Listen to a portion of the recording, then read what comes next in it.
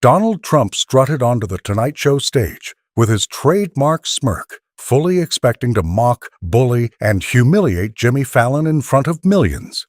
But within seconds, the smug president realized he had arrogantly walked into a brutal, meticulously planned ambush, and Jimmy Fallon was about to rip open the darkest, most explosive family secrets Trump had spent decades trying to hide from the world.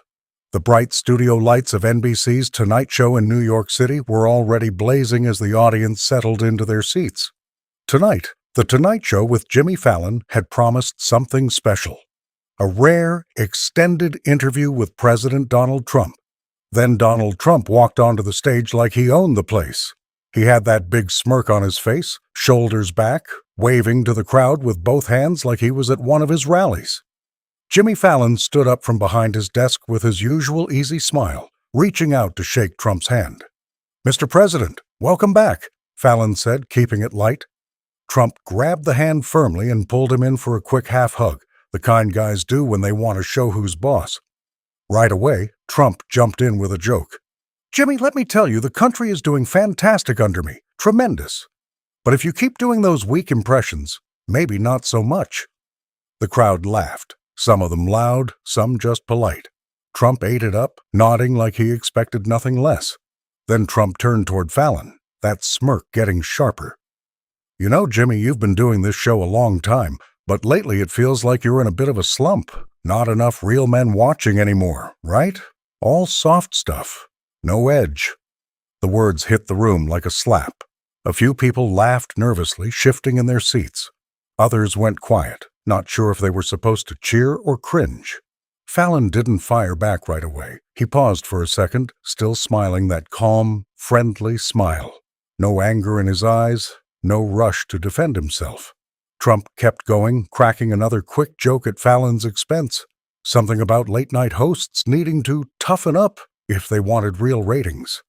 More scattered laughs from the crowd, but you could sense a little tension creeping in. Fallon finally looked down at the envelope in his lap for just a split second, his expression unchanged. The studio lights caught the edge of the white paper. Something bigger was about to drop, but Trump had no idea. And then Jimmy Fallon's smile faded. He sat up straighter, his voice dropping the playful tone completely. "All right, Donald," he said. "This isn't a joke anymore." With that, Fallon reached down and lifted a thick white envelope onto the desk. He placed it right between them, the studio lights catching the sealed edge. The audience went quiet fast. Trump's smirk stayed for a second, but his eyes narrowed. Fallon didn't waste time. He opened the envelope and pulled out the first set of papers and an old photograph. "Let's start with this," he said calmly, sliding the photo across the desk so the cameras could catch it clearly. It was a picture of Trump and Ivanka from years ago, standing close. Too close for most people watching. Fallon pointed to a handwritten note attached to the back, dated and signed in Trump's own handwriting. "This letter talks about private trips the two of you took together, away from the rest of the family. And here's the timeline of those trips. They don't line up with any official schedule." The room got even quieter. People leaned forward in their seats. Trump stared at the photo and the note like he couldn't believe what he was seeing. His face tightened. "What the hell is this?" he muttered under his breath before raising his voice. Suddenly he pushed his chair back and stood up fast, pointing a thick finger straight at Fallon. "You're playing with fire, Jimmy. You have no idea what you're doing right now." The audience sucked in a collective breath. A few gasps cut through the silence. No one expected Trump to jump out of his seat like that on live television. Fallon didn't flinch. He stayed seated, holding the papers steady. "These aren't rumors, Donald. This is a sworn affidavit from a former staff member who traveled with you on several of those trips."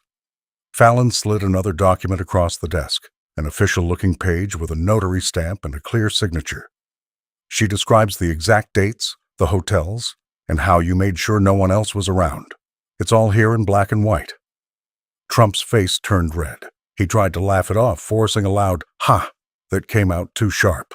"This is ridiculous. Fake news. Total fake news." But his voice cracked just a little on the last word. The laugh didn't land right. It sounded forced, almost nervous. He stood there for a second, still pointing, then slowly lowered his hand. The confidence he'd walked in with was starting to slip. Fallon kept his cool, speaking in that same steady voice. The staff member swore under oath. She kept records because she thought something felt off. Dates, locations, even little details about how you acted when you were alone with Ivanka. It paints a very different picture from the one you've shown the public all these years. Trump sat back down hard, trying to regain control. You're desperate, Jimmy. This is what happens when ratings are in the toilet. He waved his hand like he was brushing the whole thing away, but his fingers were shaking slightly. The audience could see it. Some people whispered to each other. Others just stared, waiting to see what would happen next. Fallon didn't argue back loudly. He simply picked up another item from the envelope, a second, slightly blurry photograph. He held it up toward the camera for a moment before placing it on the desk right in front of Trump. The image was grainy but clear enough. Trump and Ivanka in what looked like a private setting, closer than any father-daughter photo should be.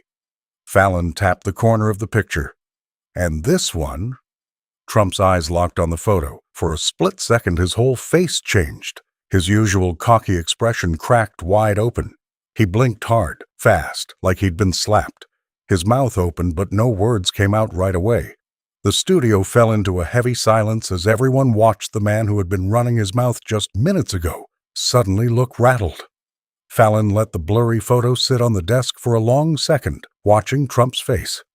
Then he calmly moved the papers aside and pulled out a new stack from the envelope. His voice stayed even, almost quiet. "We're not done yet, Donald. Let's talk about Barron." He slid a set of hospital records across the desk. The dates from 2006 were highlighted in yellow. These are the official records from the hospital where Melania was supposed to give birth. The problem is, the timeline doesn't match the story you've told the public for years. The check-in date, the discharge date, even the doctor's notes. None of it lines up with when you said Barron was born. Trump's eyes flicked down to the papers. His jaw clenched tight. The studio felt smaller, the lights hotter. Fallon didn't raise his voice. He just kept laying it out. There are gaps, whole days missing from the official story, and these records show Melania wasn't even in the hospital on some of the dates you've claimed. Before Trump could answer, Fallon reached under the desk and pressed a button on a small recorder. A short audio clip started playing through the studio speakers. It was Trump's voice, older but unmistakable, talking low and careful. "We'll handle the arrangement quietly. Make sure the dates work. No loose ends." The words hung in the air like smoke. Trump's face went pale for half a second. He leaned forward fast, eyes wide. That's not. He almost blurted it out, the words right on the edge of his tongue. "Jola!" He caught himself just in time, snapping his mouth shut. The slip was small, but the cameras caught it. The audience shifted uncomfortably. That was all it took. Trump exploded out of his chair and lunged toward Fallon's desk. His hand shot out, trying to grab the microphone. "Turn that off," he barked.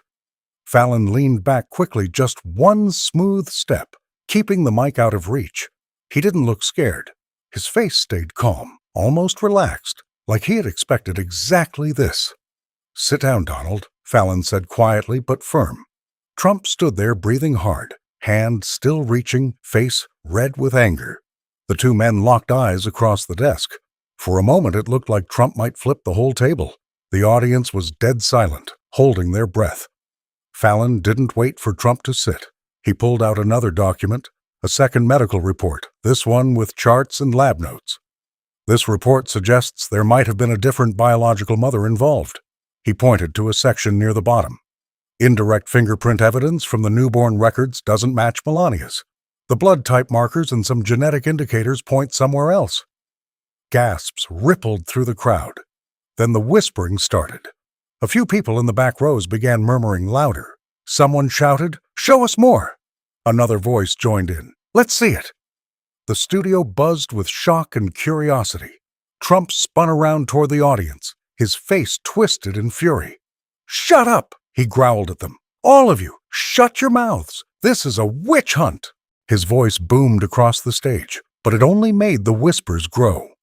More people leaned forward, eyes glued to the documents on the desk.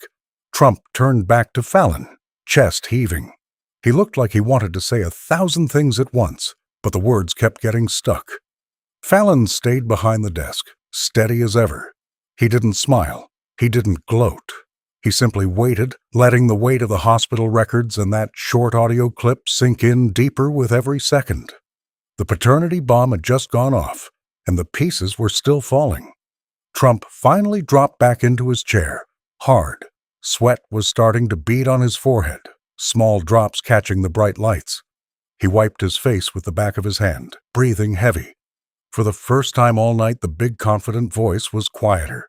He leaned in close to Fallon, eyes narrowed, and whispered low enough that only the mics picked it up.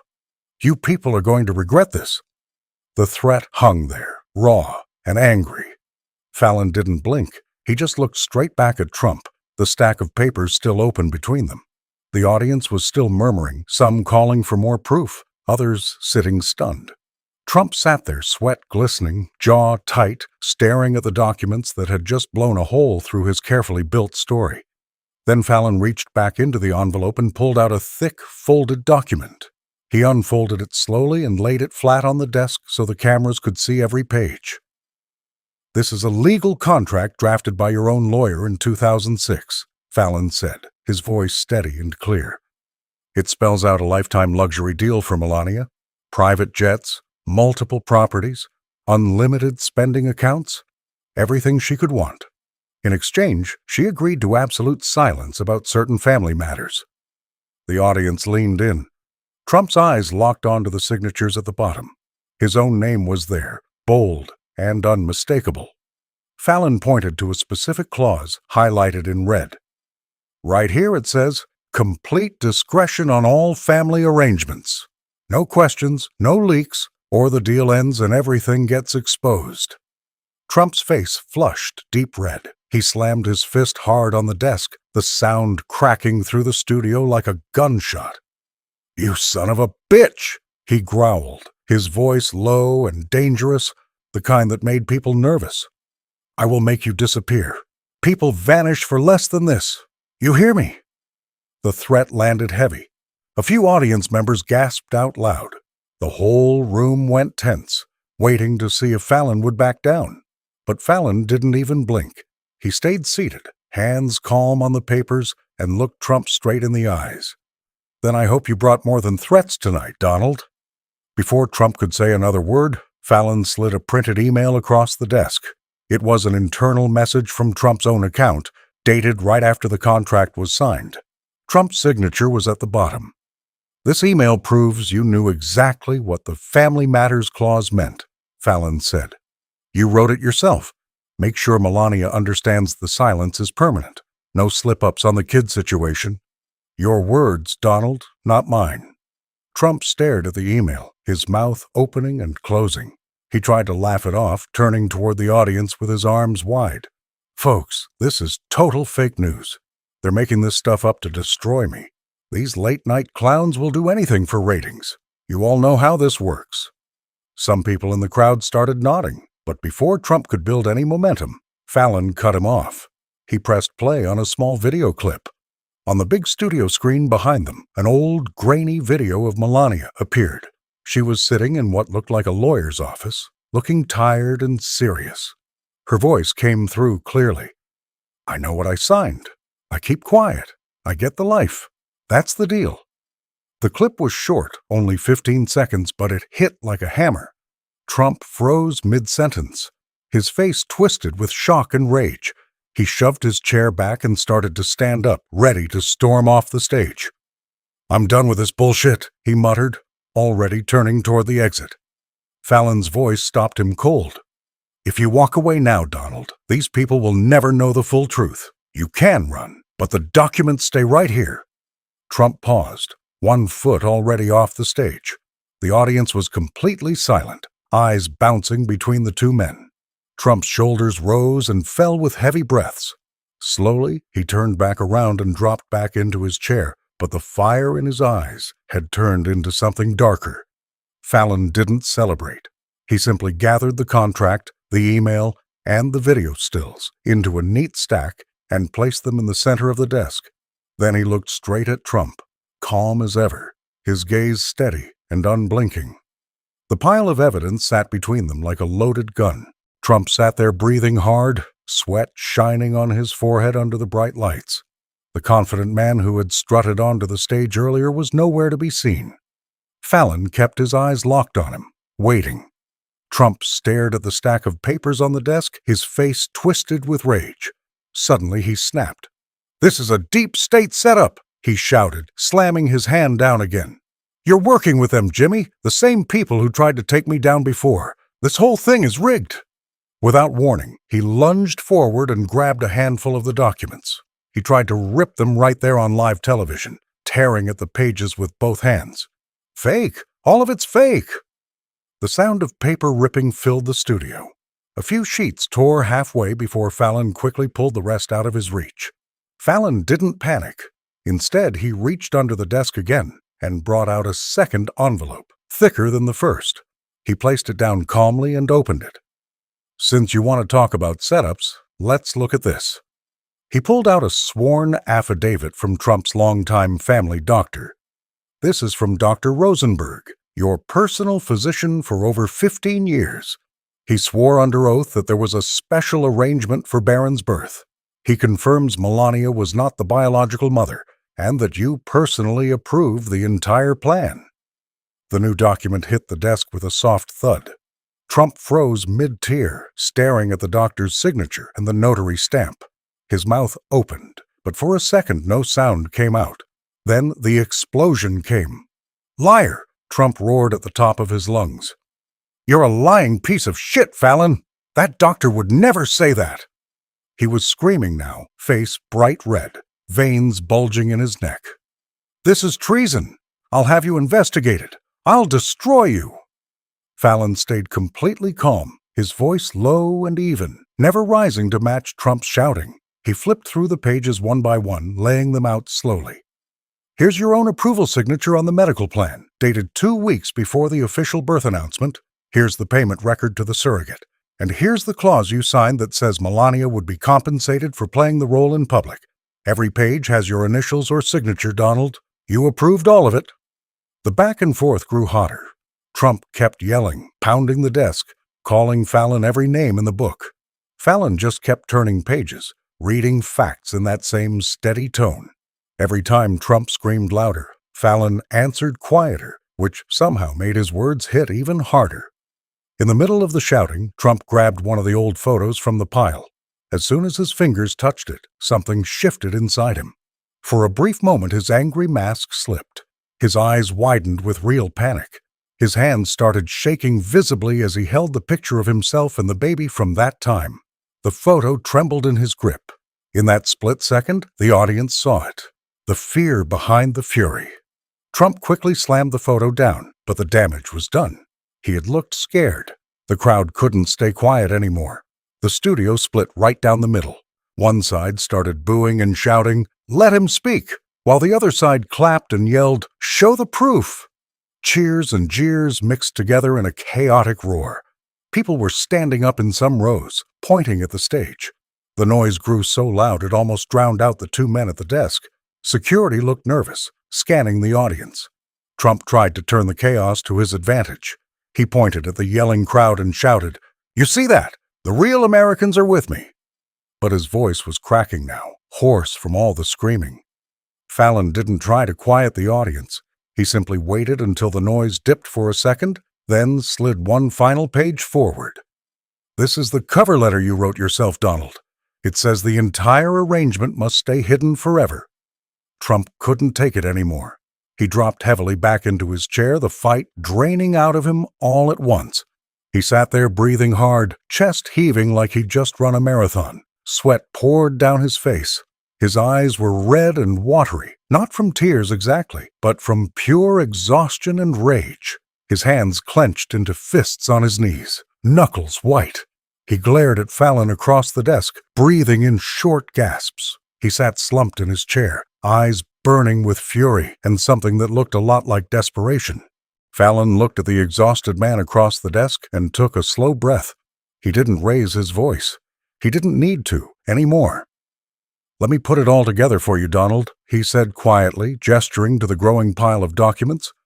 "The private trips with Ivanka that don't match any public schedule. The hospital records from 2006 that show Melania wasn't even there for the birth. The contract that paid her millions to stay silent and play the perfect wife. The audio where you talk about making the dates work. The doctor's sworn statement about the special arrangement. And your own signed emails approving every piece." He spread the papers out slowly, connecting them like pieces of a puzzle. "It all fits, Donald. One timeline, one plan, one cover-up that's been running for 20 years. Ivanka, Barron, Melania. Everything you tried to hide is right here in black and white." Trump's face had gone from red to ghostly pale. His breathing was shallow and fast. Suddenly his shoulders started to shake. "Enough!" he shouted, his voice cracking wide open, raw and broken. "Enough of this!" He tried to push himself up from the chair, but his legs buckled. He stumbled, grabbing the edge of the desk to keep from falling. For the first time all night, the big, confident Donald Trump looked small. His knees were weak, his hands trembling as he gripped the wood. The audience went completely still. Fallon reached into the very bottom of the second envelope and pulled out one last document, a single sheet of yellow legal paper covered in Trump's own messy handwriting. He placed it gently on top of the pile. "This is the final piece," Fallon said. "An internal memo you wrote yourself in 2006. Your own words. We need to bury this deep. Make sure no one ever connects the dots on the kid or the girl. Pay whatever it takes to keep it quiet. Signed and dated by you." Trump stared at his own handwriting like it was a ghost. His mouth opened, but nothing came out at first. The fight had drained completely from his body. He looked up at Fallon with eyes full of pure desperation, the kind of look no one had ever seen from him in public. Leaning forward so only the closest microphones could catch it, he whispered in a hoarse, broken voice, "Please, stop. I'm begging you. Don't do this to me." The words hung in the air, soft and pathetic. Only a few people in the front rows heard it clearly, but the mics picked it up. A ripple of shock moved through the studio. Fallon looked at him for a long moment, his expression calm but ice cold. Then he spoke the last line of the night, slow and powerful. "The truth doesn't need a microphone, Donald. It only needs the light." He didn't say anything else. He simply leaned back in his chair and let the silence do the rest. The studio lights began to dim slowly. The big screens behind them faded to black. For several long seconds, nobody moved. Then the audience started to stand up, not cheering, not booing, just rising in stunned silence. Some people covered their mouths. Others shook their heads, eyes wide. The usual end-of-show applause never came. Only quiet, heavy footsteps and the rustle of jackets as hundreds of people got to their feet, processing what they had just witnessed. Trump stayed seated. He didn't try to stand again. He didn't wave or smile or throw out one last insult. He just sat there alone under the single spotlight still shining on him, shoulders slumped, hands hanging limp between his knees. The famous smirk was gone. The confident posture had collapsed. All that remained was a tired, broken man staring at the mountain of papers that had just destroyed the carefully built image of a lifetime. The camera slowly pulled back, showing Trump small in the middle of the huge stage, completely alone. The house lights came up just enough for the audience to file out in near silence. No music played, no credits rolled with jokes, just the quiet sound of people leaving and the faint click of the spotlight finally turning off. The screen went dark. What had started as a playful interview had ended as the most brutal public reckoning anyone had ever seen on late-night television. And Donald Trump, for the first time in his life, had no comeback left.